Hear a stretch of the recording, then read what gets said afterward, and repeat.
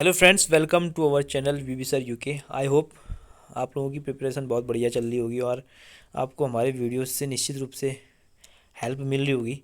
तो दोस्तों, आज का जो हमारा वीडियो है वो संगीत संसद से शुरू होगा और टॉपिक वाइज हम पढ़ते जाएंगे और जितने टॉपिक इस वीडियो में कवर हो पाएंगे मैं करने की कोशिश करूँगा। और कोशिश ये रहेगी कि जो मेन मेन टॉपिक्स हैं वो आप लोगों के क्लियर हो जाएं। तो संगीत संसद की व्यवस्था से हम लोग शुरू करेंगे आज। देखेंगे संसद से हम टॉपिक को। तो पहला पॉइंट तो यही है दोस्तों कि संसद, जो भारतीय संसद है, वो संसदीय व्यवस्था जो हमने ली है वो ब्रिटेन के संविधान से ली है। और ब्रिटेन जो है संसद की जननी के रूप में जाना जाता है। भारतीय संसद के तीन अंग हैं दोस्तों: लोकसभा, राज्यसभा और राष्ट्रपति। लोकसभा धन राष्ट्र राज्यसभा धन राष्ट्रपति, इन तीनों से मिलकर के बनती है संसद। और इसका उल्लेख मिलता है आर्टिकल 79 में। आर्टिकल 79 में कहा गया है कि लोकसभा, राज्यसभा और राष्ट्रपति को मिलाकर संसद का निर्माण होता है। संसद के दो सदन हैं, लोकसभा और राज्यसभा। भारत का जो संसद भवन है फ्रेंड्स, वो दिल्ली में है। और इसकी जो आधारशिला रखी थी, जो इसका डिज़ाइन तैयार किया था, वो एडविन लुटियंस और हर्बर्ट बेकर नाम के अंग्रेज इंजीनियर्स के द्वारा किया गया था। ये भी काफ़ी बार पूछा जाता है एग्जाम में। तो दोस्तों, अब शुरू करते हैं हम भारतीय संसद की जो पहला जो सदन है, राज्यसभा। राज्यसभा से हम इसकी शुरुआत करते हैं। तो राज्यसभा का जो उल्लेख किया गया है दोस्तों, वो आर्टिकल 80 में किया गया है, अनुच्छेद 80 में इसका उल्लेख किया गया है। और भारत में पहली बार जो राज्यसभा का गठन किया गया था वो 3 अप्रैल सन 1952 को किया गया था। और इसकी जो पहली बैठक हुई थी दोस्तों, वो 13 मई सन 1952 को हुई थी। दोनों ही क्वेश्चन अपने आप में बहुत इंपॉर्टेंट हैं। इसके अलावा जो राज्यसभा है, उस राज्यसभा में सदस्यों की अधिकतम संख्या 250 हो सकती है, परंतु वर्तमान में इनकी संख्या जो है 245 है। राज्यसभा को उच्च सदन के नाम से भी जाना जाता है दोस्तों, ठीक है। और ये इम्पोर्टेंट है कि राज्यसभा में राष्ट्रपति के द्वारा 12 सदस्यों को मनोनीत किया जा सकता है। और ये जो व्यक्ति होते हैं, जो दोस्तों जो ये मनोनीत किए हुए व्यक्ति होते हैं, वो कला, साहित्य, विज्ञान, समाज सेवा, पत्रकारिता, सहकारिता के क्षेत्र में विशेष ज्ञान रखने वाले लोग होते हैं। और राज्यसभा का जो सदस्य बनने की जो न्यूनतम उम्र है फ्रेंड्स, वो होती है 30 साल। जब तक आप 30 साल के नहीं होंगे तब तक आप राज्यसभा के सदस्य बनने के लिए एलिजिबल नहीं होंगे। राज्यसभा को उच्च सदन कहा जाता है, जैसा कि मैंने आपको बताया। राज्यसभा एक स्थायी सदन है फ्रेंड्स, क्योंकि ये कभी भंग नहीं होता। आपने देखा होगा कि प्रत्येक 5 वर्ष में लोकसभा के लिए चुनाव आयोजित किए जाते हैं, लेकिन राज्यसभा के लिए हर 5 वर्ष में कोई चुनाव नहीं होते हैं, एक साथ उसका कार्यकाल खत्म नहीं होता है। राज्यसभा के सदस्यों का कार्यकाल भी 6 वर्ष का होता है। और इसके 1/3 सदस्य हर 2 साल बाद रिटायर्ड हो जाते हैं और उनकी जगह पे नए सदस्य आते हैं। इसका उल्लेख आर्टिकल 83(1) में किया गया है, ठीक है। राष्ट्रपति कम से कम 2 बार तो राज्यसभा की अधिवेशन को बुलाता है। और राज्यसभा का सभापति और उपसभापति के बारे में भी आर्टिकल 89 में बताया गया है, ठीक है। इसके अलावा भारत का जो उपराष्ट्रपति होता है दोस्तों, ये राज्यसभा का पदेन सभापति होता है। जैसे ही वो उपराष्ट्रपति बनता है, वैसे ही वो राज्यसभा का पदेन सभापति भी बन जाता है, ऑटोमेटिकली हो जाता है। और ये बात ध्यान रखने वाली है कि उपराष्ट्रपति जो है वो राज्यसभा का सदस्य नहीं होता है, ठीक है। और राज्यसभा क्या करती है, अपने सदस्य में से किसी एक को उपसभापति चुनती है, ठीक है। और जब भी उपसभापति का पद रिक्त होता है, तब तब राज्यसभा किसी व्यक्ति को उपसभापति चुनती है। तो उसके बाद हम बात करते हैं दोस्तों लोकसभा के बारे में। तो लोकसभा का उल्लेख आर्टिकल 81 में, अनुच्छेद 81 में किया गया है। लोकसभा का जो कार्यकाल था, पहली लोकसभा का जो कार्यकाल था, 17 अप्रैल 1952 से 4 अप्रैल 1957 तक था। और पहले लोकसभा अध्यक्ष थे जीवी मावलंकर और उपाध्यक्ष थे अनंत सैनम आयंगर, ठीक है। अनंत सैनम आयंगर थे। इसके अलावा लोकसभा को संसद का प्रथम या निम्न सदन के नाम से भी जाना जाता है। कई बार ये बेसिक सा क्वेश्चन पूछा जाता है, छोटे एग्जामों में पूछा जाता है, लेकिन काफ़ी कॉमन क्वेश्चन है, ठीक है। तो मूल संविधान में लोकसभा की सदस्यों की संख्या 500 निश्चित की गई थी, लेकिन वर्तमान में इसकी अधिकतम संख्या 552 हो गई है, ठीक है। इसके अलावा वर्तमान में जो इसकी संख्या है 545 है। लोकसभा की वर्तमान सदस्य संख्या है 545। राष्ट्रीय लोकसभा में 2 सदस्य आंग्ल भारतीय वर्ग के मनोनीत कर सकता है, ठीक है।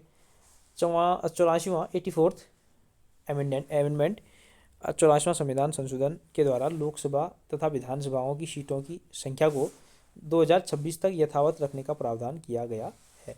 ठीक है, तो वैसे तो संविधान में प्रावधान किया गया था कि प्रत्येक 5 वर्ष में होने वाली जो जनगणना है, प्रत्येक 10 वर्ष में होने वाली जो जनगणना है दोस्तों, हर 10 साल में जनगणना होती है, तो जनगणना के बाद परिसीमन किया जाए और लोकसभा विधानसभा की सीटों की संख्या में भी बदलाव किया जाए। लेकिन हर 10-10 साल में ऐसा कर पाना संभव नहीं हो पाता, इसलिए संविधान संशोधन के द्वारा ये प्रावधान किया गया कि 2026 तक लोकसभा और विधानसभा की सीटों की संख्या जो है वो वैसी रहेगी। 2021 की जो जनगणना होगी उसके बाद जो आंकड़े आएंगे दोस्तों, उन आंकड़ों के आधार पर 2026 में परिसीमन आयोग गठित किया जाएगा और परिसीमन किया जाएगा। ठीक है, लोकसभा का सदस्य बनने के लिए दोस्तों न्यूनतम आयु जो होती है वो 25 वर्ष की होती है। 25 वर्ष का कोई भी व्यक्ति लोकसभा का सदस्य बनने के लिए योग्य है। ठीक है, लोकसभा का कार्यकाल 5 वर्ष का होता है, किंतु प्रधानमंत्री के परामर्श पर राष्ट्रपति के द्वारा लोकसभा को समय से पहले भी भंग किया जा सकता है। सबसे बड़ी बात है कि लोकसभा जो होती है, लोकसभा में जो मंत्री लोग होते हैं, मंत्रिपरिषद जो होती है, वो लोकसभा के प्रति उत्तरदायी होती है, न कि राज्यसभा के प्रति। ठीक है, ये भी ध्यान देने वाला बात है कि मंत्रिपरिषद जो है लोकसभा के प्रति उत्तरदायी होती है अपने किसी भी फैसले के लिए। ठीक है दोस्तों, यहाँ पर एक इम्पोर्टेंट फैक्ट है कि अनुच्छेद 108, ये बहुत इंपॉर्टेंट है, कई बार एग्जाम में पूछा गया है। राष्ट्रपति को ये शक्ति देता है अनुच्छेद 108, जिससे वह संसद का संयुक्त अधिवेशन बुला सकता है। ठीक है, संयुक्त अधिवेशन बुला सकता है, लेकिन उसकी अध्यक्षता वो स्वयं नहीं करता। लोकसभा का अध्यक्ष जो है संसद के संयुक्त अधिवेशन की अध्यक्षता करता है। ये अधिवेशन राष्ट्रपति द्वारा बुलाया जाता है किन्हीं कारणों से। कारण है जब किसी विधि पर कोई कानून अगर बन रहा हो, किसी बिल पर दोनों सदनों में गतिरोध हो। ठीक है, ये जो है इसका पहला मुद्दा ये है, इसी लिए बुलाया जाता है। इसके अलावा भी है जिस कारण से संयुक्त अधिवेशन बुलाया जा सकता है। मैं बताता हूँ, तीनों की तीनों एक बार बता देता हूँ कि अनुच्छेद 108 के तहत संयुक्त अधिवेशन हम बुला सकते हैं। किस कंडीशन पे संविधान राष्ट्रपति बुला सकता है बता देता हूँ उसके बारे में। तो विधेयक, कोई भी बिल है वो एक सदन से पारित होने के बाद जब दूसरे सदन में जाता है, अब 3 कंडीशन होती हैं। पहली कंडीशन तो ये कि दूसरा सदन विधेयक को बिल्कुल ही कैंसिल कर दे। इम्पोर्टेंट बिल है लेकिन दूसरा सदन जो है उस विधेयक को कैंसिल कर दे तुरंत। फिर दूसरा है, यदि विधेयक पर किए जाने वाले संशोधनों के बारे में दोनों सदन अंतिम रूप से असहमत हों, यानी कि दोनों संशोधनों पर दोनों सदन अंतिम रूप से असहमत हो जाते हैं। और तीसरी कंडीशन है दोस्तों कि दूसरे सदन को विधेयक प्राप्त होने की तारीख से उसके द्वारा विधेयक पारित किए बिना 6 महीने से भी अधिक समय तक अपने पास ही रखे रहना। तो ये 3 कंडीशंस हैं जिनके आधार पर संसद का संयुक्त अधिवेशन राष्ट्रपति बुला सकता है और उस विधेयक को पारित करवाता है। ठीक है, और ज़्यादातर यहाँ पर मेजोरिटी जो होती है लोकसभा को ही होती है, क्योंकि लोकसभा का जो संख्या बल है वो ज़्यादा होता है। ठीक, तो ये है अनुच्छेद 108। अनुच्छेद 108 बहुत इंपॉर्टेंट है दोस्तों। इसके बाद हम इसमें एक अनुच्छेद और है, अनुच्छेद 118(4). इसमें कहा गया है कि संयुक्त अधिवेशन की अध्यक्षता जो है लोकसभा का अध्यक्ष करता है। लोकसभा में एक दिन में तारांकित प्रश्नों की संख्या 20 होती है दोस्तों, ये भी इंपॉर्टेंट है। लोकसभा में एक दिन में तारांकित प्रश्नों की संख्या 20 होती है।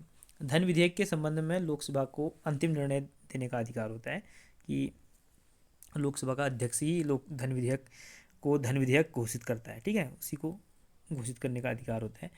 अब दोस्तों कुछ फैक्ट हैं, मैं पढ़ देता हूँ, आप लोग ध्यान देंगे। सबसे अधिक मतदाता वाला जो लोकसभा क्षेत्र है दोस्तों बाहरी दिल्ली है। सबसे कम मतदाता वाला जो क्षेत्र है दोस्तों है लक्षद्वीप है। क्षेत्रफल की दृष्टि से सबसे बड़ा लोकसभा क्षेत्र लद्दाख है। क्षेत्रफल की दृष्टि से सबसे छोटा लोकसभा क्षेत्र चांदनी चौक नई दिल्ली है। ठीक है, कोई धन विधेयक है या नहीं, इसका निर्णय कौन करता है? लोकसभा का अध्यक्ष। संसद में जो कार्य करने वाली जो भाषा होती है हिंदी या अंग्रेजी, उसके बारे में अनुच्छेद 348 में बताया गया है। तो ये संसद से रिलेटेड कुछ मेन फैक्ट थे फ्रेंड्स, तो आप लोग इनको याद करेंगे। और अगला हमारा टॉपिक है इसमें भारत का महान्यायवादी, अनुच्छेद 76 में इसका वर्णन किया गया है, अटॉर्नी जनरल ऑफ इंडिया। तो भारत महान्यायवादी सर्वप्रथम भारत का विधि अधिकारी होता है। पहला विधि अधिकारी जो होता है महान्यायवादी होता है। ये भारतीय सरकार का एक प्रकार से वकील है। ठीक है, संसद में ये क्या करता है, सुप्रीम कोर्ट में भारत की सरकार का पक्ष रखता है। इसकी नियुक्ति प्रधानमंत्री या मंत्रिपरिषद की सलाह पर राष्ट्रपति करते हैं। प्रधानमंत्री या मंत्रिपरिषद की सलाह पर राष्ट्रपति इसकी नियुक्ति करते हैं।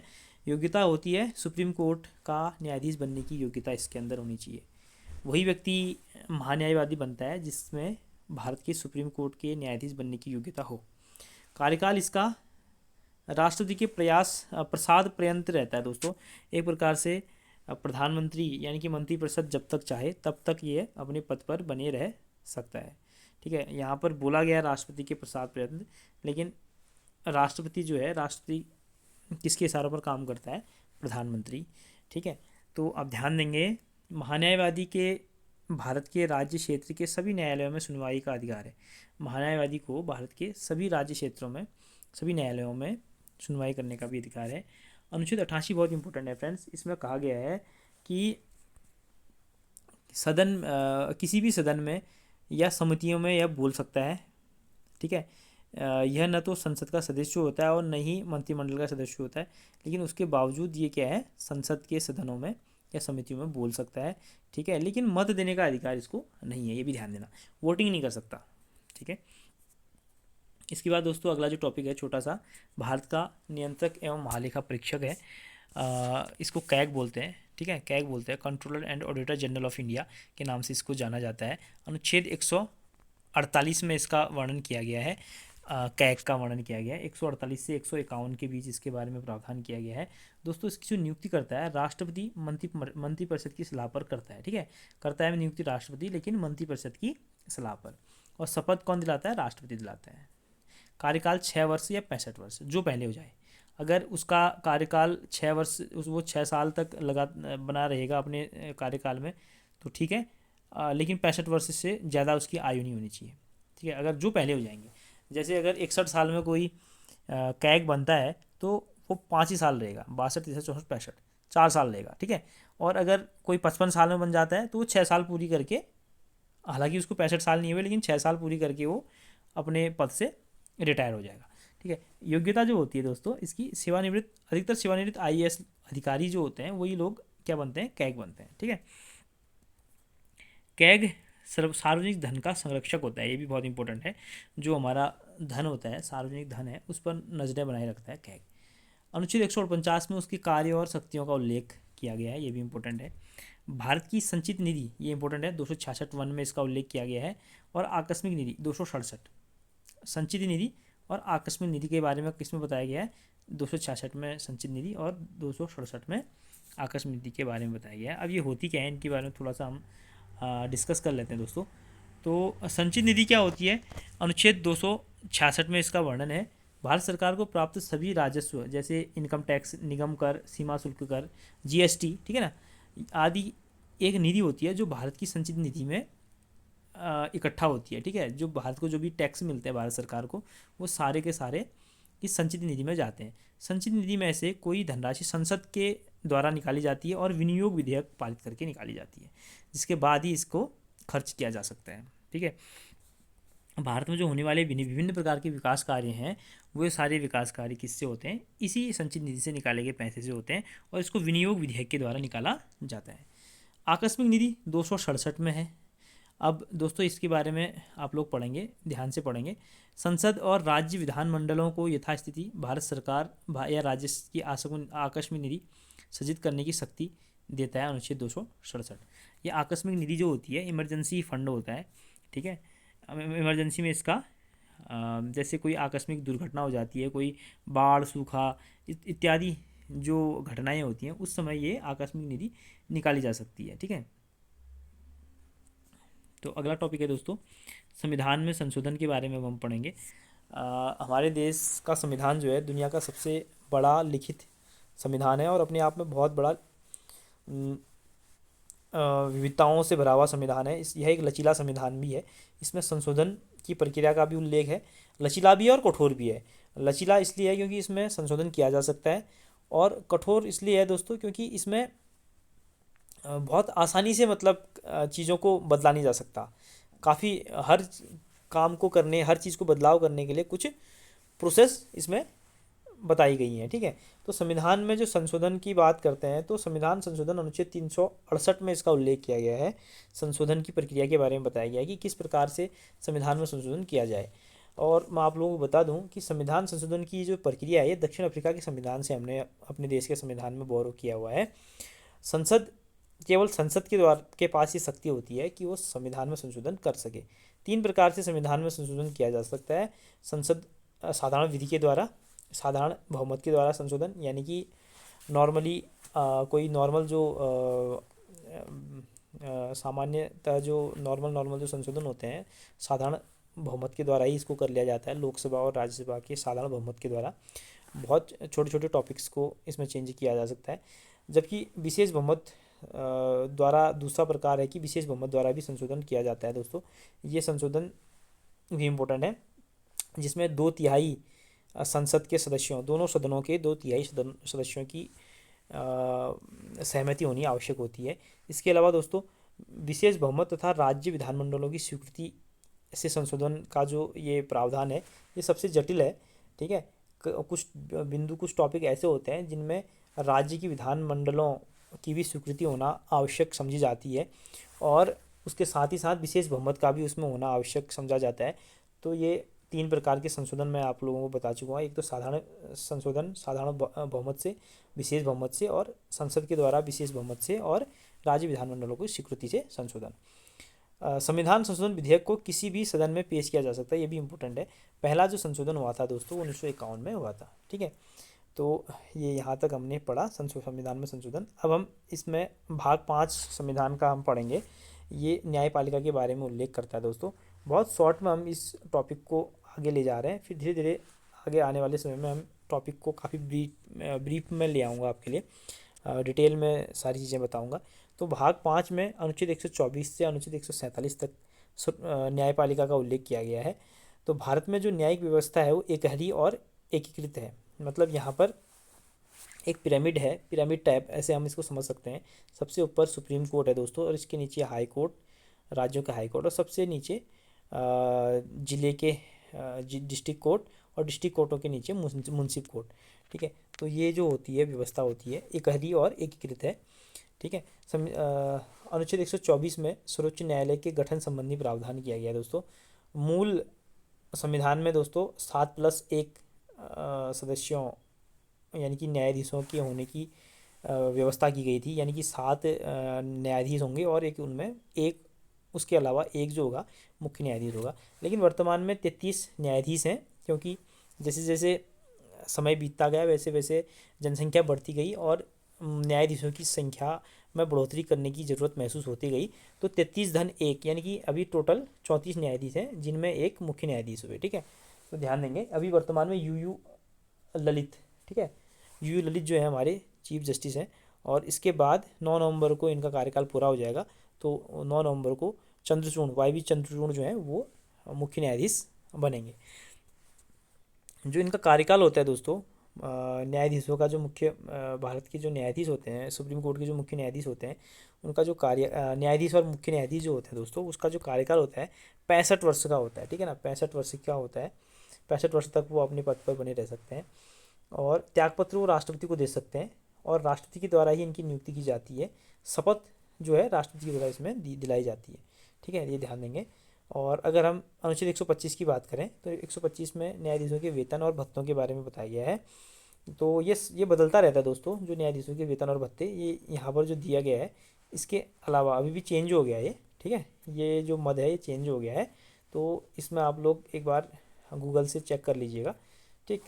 तो इसके आगे बढ़ते हैं। अनुच्छेद 126 में कार्यकारी मुख्य न्यायाधीश की नियुक्ति।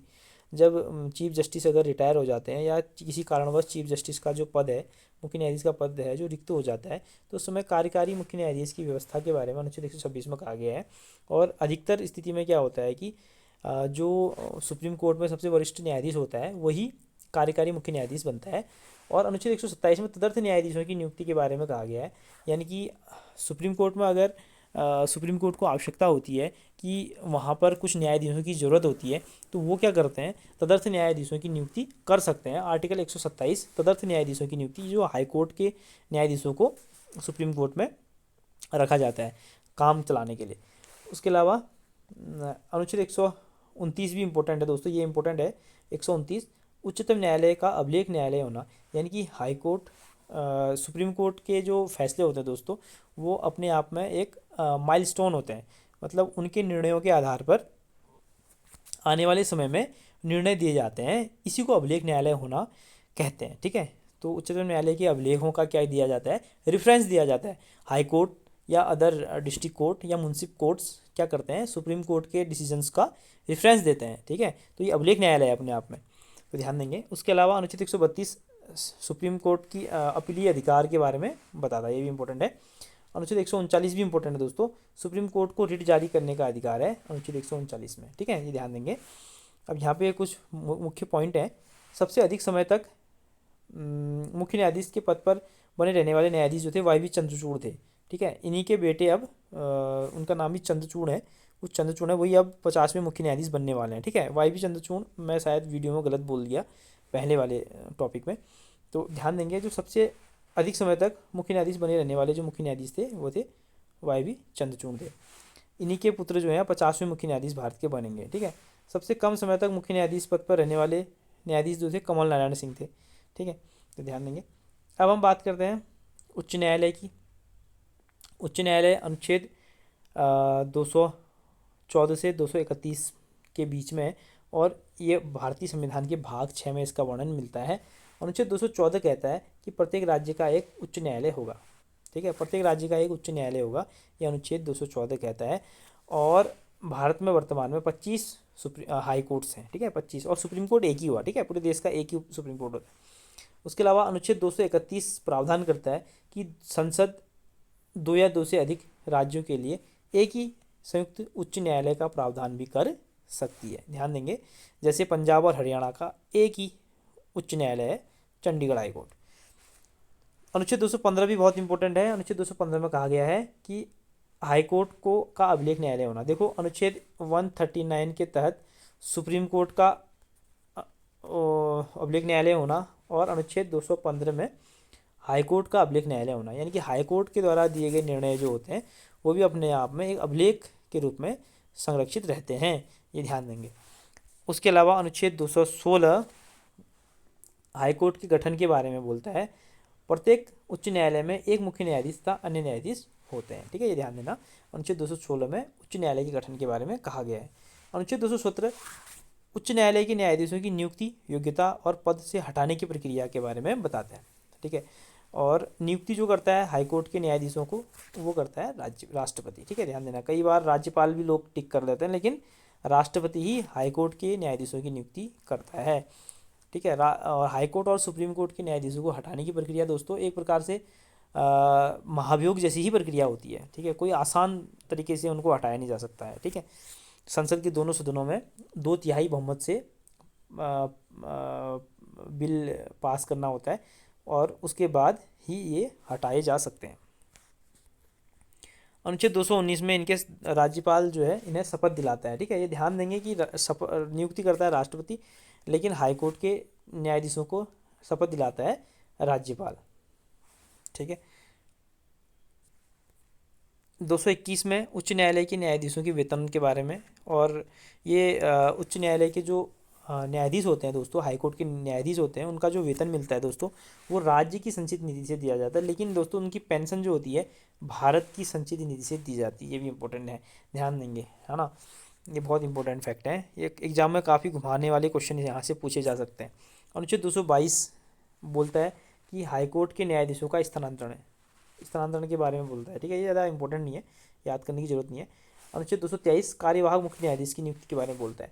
अनुच्छेद 223 भी इंपॉर्टेंट है, कार्यवाहक मुख्य न्यायाधीश। अनुच्छेद 225 उच्च न्यायालय के प्रारंभिक क्षेत्राधिकार के बारे में और अधिकारिता के बारे में बताता है, ये भी इंपॉर्टेंट है, अनुच्छेद 225। और अनुच्छेद 226 जो है हाई कोर्ट का रिट जारी करने का अधिकार। ठीक है, हाई कोर्ट क्या करता है, इसके तहत रिट जारी कर सकता है। तो आज हाई कोर्ट तक का हमने टॉपिक यहाँ पर क्लियर कर लिया है। इससे आगे की वीडियो में हम अगला टॉपिक बताएंगे आपको। और फिर बाद में जब ये एक प्रकार से शॉर्ट शॉर्ट तरीके से जब हम सिलेबस को पूरा कर लेंगे तो हम डिटेल वीडियोस लेके आएंगे और बहुत इंपॉर्टेंट तरीके से, बहुत बढ़िया तरीके से, बेहतरीन तरीके से इंपॉर्टेंट क्वेश्चंस को मैं आपको बताऊंगा।